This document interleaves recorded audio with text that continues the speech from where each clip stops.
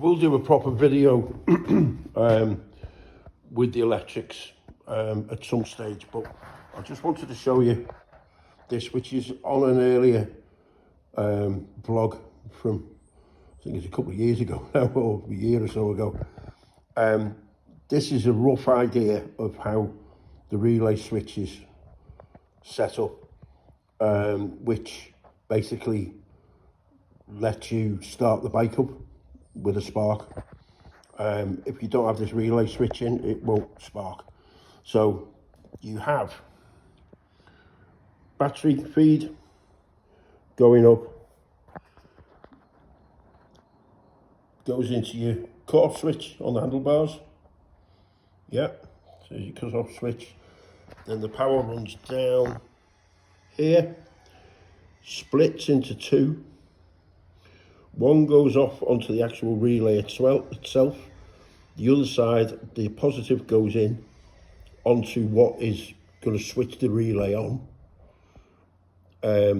And yes, your power's there, but then you've got your negative coming in from the neutral switch, or the neutral light on the clocks, I should say. And so that's where the negative comes from. Now, and then the power goes out. You can see all the numbers for the diodes there. The power goes out, goes to the low tension side of the starter solenoid, which then you press the button and it starts, and it also lets the spark go as well on the to fire the bike up. Now, I know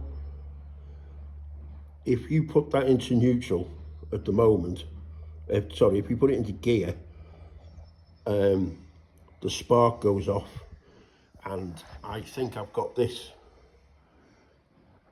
in the wrong place, the actual relay. So I've had it up here when I first just chucked a load of wiring on just to get the bike running. There's the relay there. That's your neutral switch, the blue one.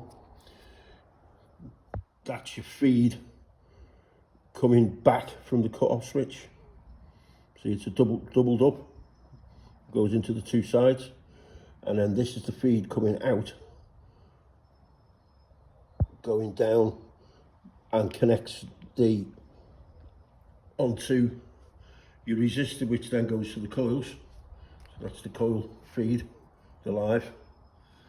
And then the other one, and it goes down again and then splits further down here. One goes into the CDI unit, the other one goes to the starter solenoid. I think this relay switch is in the wrong place, because it does run. I've had it running in the past in neutral, but as soon as you put it into gear, it went off. And I think it's going off because it's not getting the power in the right place to keep the spark going, if you understand. And that's something I'll have a look at a little bit later. But I just thought I'd show you how the relay works.